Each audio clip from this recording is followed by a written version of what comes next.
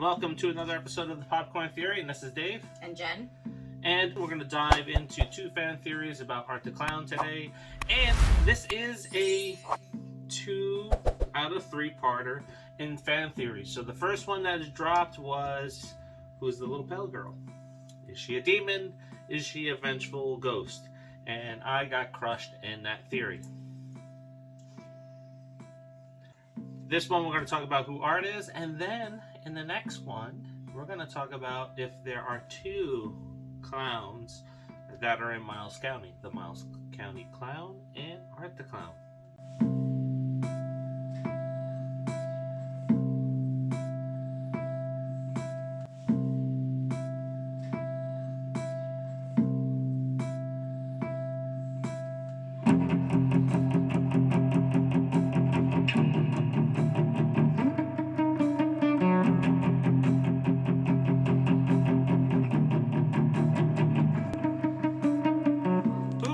Art the Clown. There have been some fan theories out there that have been debated, not only in the comments of some of our videos, but if you go look on social media, whether it's Twitter or Facebook, there are comments going back and forth about who he may be. Is he the father of the little pale girl, Emily Crane? Or is he the father of Sienna and Jonathan? Well, in Terrifier 2, we see some clues that links Art to being the possible father to both theories. So we're going to dive into some of those clues and see what is out there that supports them. And as always, at the end of this video, we'll leave it to you to decide on which theory may be right, maybe they're both wrong, or what theory that you have in mind in regards to who Art the Clown is. Before we begin, let's start by recapping our last theory, just in case you're new to our theory videos and you did miss out on the last one. There are 2 key items that we're going to cover that play into this theory. The first being the newspaper article that is in Jonathan's scrapbook. In particular is the death of Emily, who becomes the little pale girl. The article reads, "A grim fate was in store for a young girl after a celebration at the town carnival this Halloween.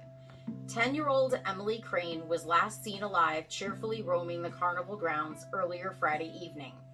As the night progressed and the attractions closed, family members grew concerned as to her whereabouts. Several carnival goers worked alongside family and friends to search for the young girl, which came to an end shortly after it began.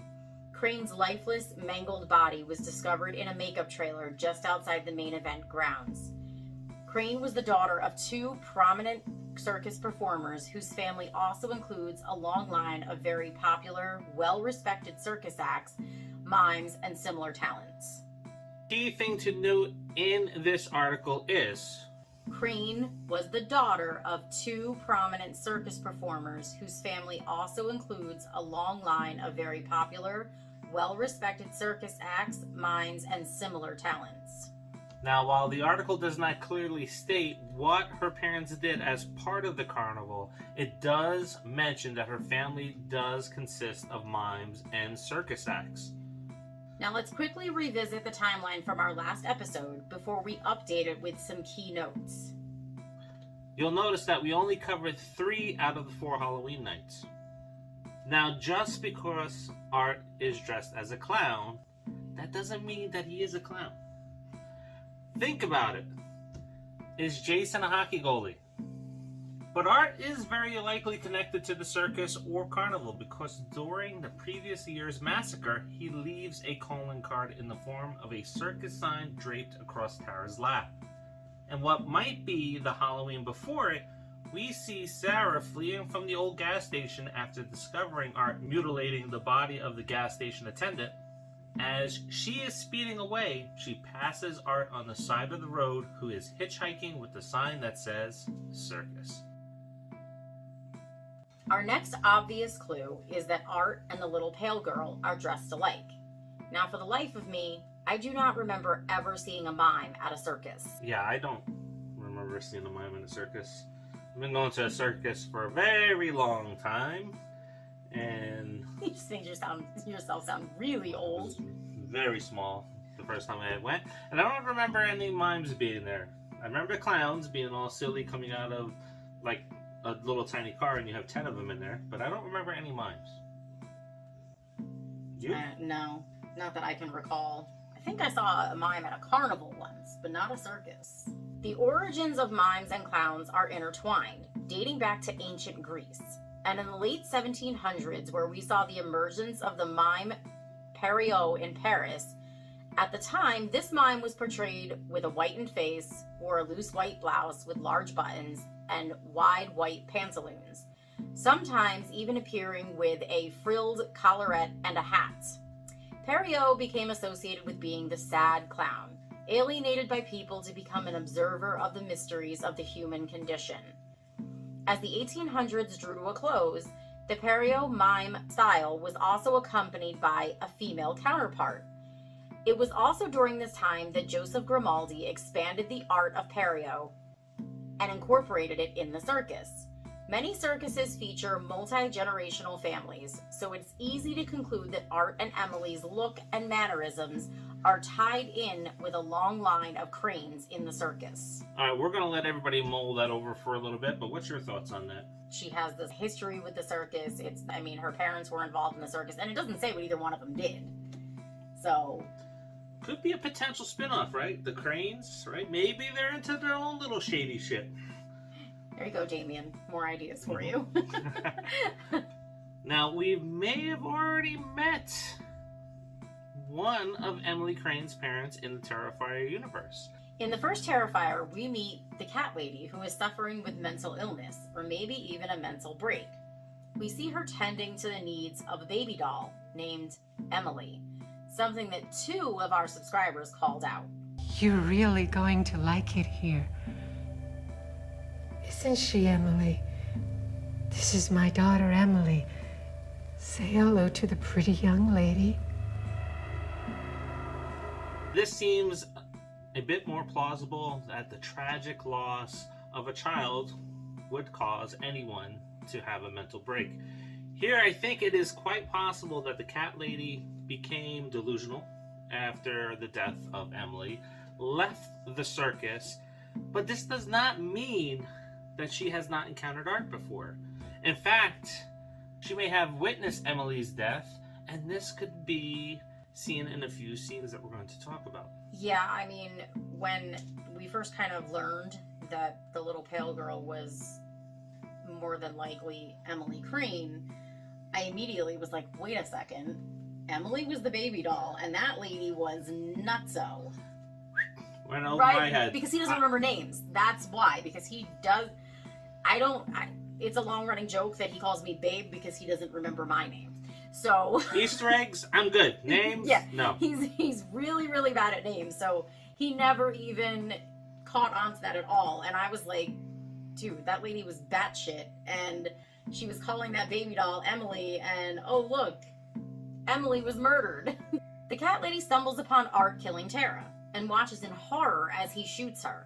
Art smiles and waves, allowing her to run off to find help. When she returns to her baby carriage where she left Emily, the cat lady discovers that she's missing, and you can see her realize who has her. Yeah, why would she instantly connect that Emily is with Art? Yeah. You can see it on her face. Yeah. Because as far as she knows, right, Art was off killing someone and having fun doing it. So, and then all of a sudden, like, she runs off, and then somewhere in between all that, he got back there, took the baby, and she somehow, like, pieced that together. So... history repeating itself. When the cat lady finally finds Art with Emily, she tries to reason with him, and we hear her say, Don't hurt my little girl. So we think it may be more likely that the cat lady is Emily's mom rather than Art being her dad. But it is not the first time that these two have crossed paths, which is something we will explore in our next theory video. We will leave this one up to you to decide.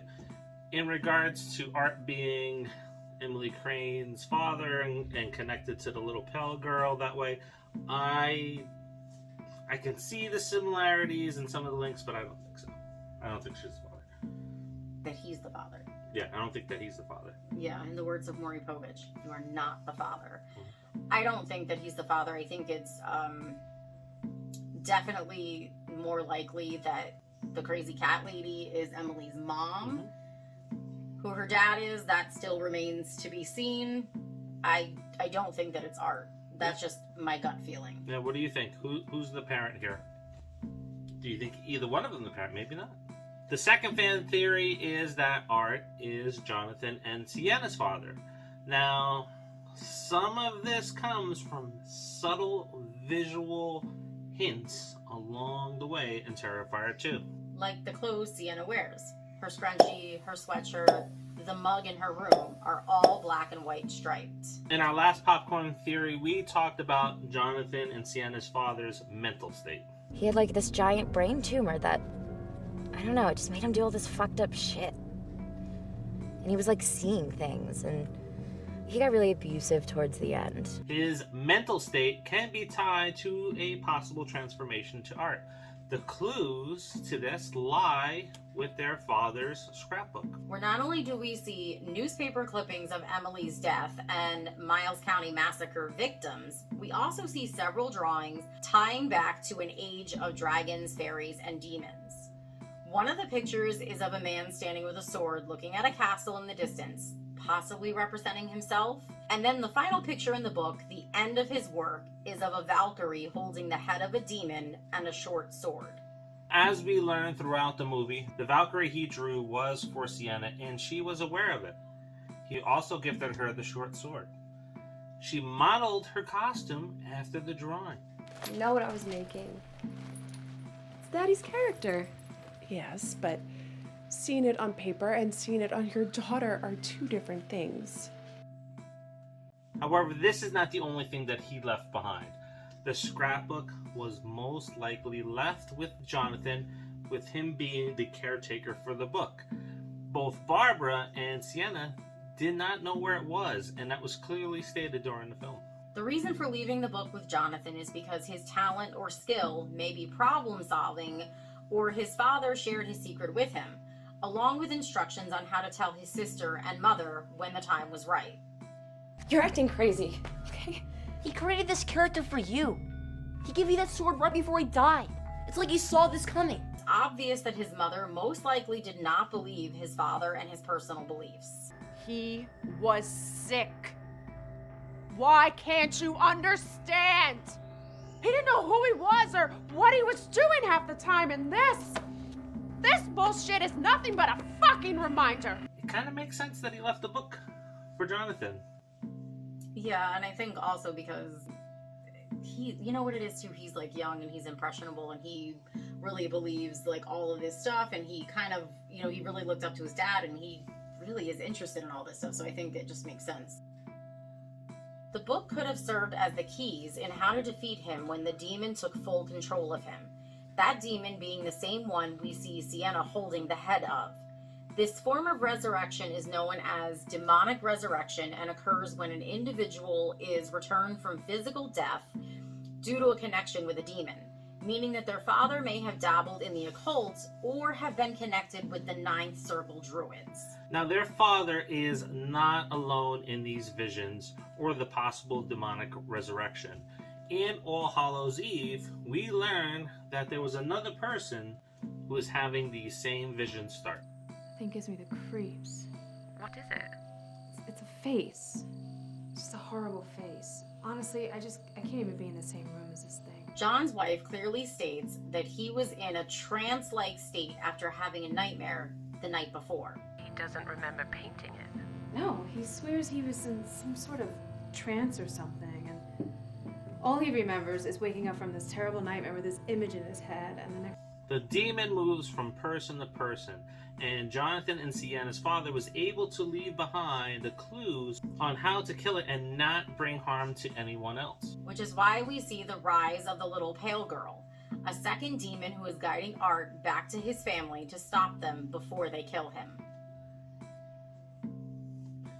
So let's recap the clues that we have found, or the ones that have been shared with us, starting with fan theory number 1. We have the newspaper clipping identifying Emily's circus background. Art's calling card of sorts has been a circus sign. Mimes have been a part of the circus, including the style of mime that Art and Emily portray. But Then there is the cat lady who may throw this theory off and suggest something else.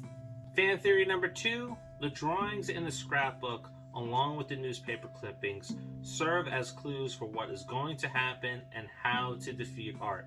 Their father groomed Sienna for what was to come with drawing her as a Valkyrie and giving her the short sword. And then the scrapbook was left with Jonathan because their father knew he would piece the puzzle together. And lastly, the visions a person experiences are a precursor to demonic resurrection. As we talked about with Theory 1 and Theory 2, Art the Clown as their father, I don't believe it, but we're going to dive into that in the next theory video when that comes out in a week or 2. Yeah, I don't believe it either. You don't believe it either? No, I don't. I'm still really kind of sticking with the crazy cat lady being Emily's mom. That's kind of where I'm at. As far as Art, I feel like I still have to find out who he is and where he came from. I just don't think that he may be tied to their father, but I don't think he is their father. And there may be some connection between him and Emily's father or family, but I don't think that he is the father. Yeah.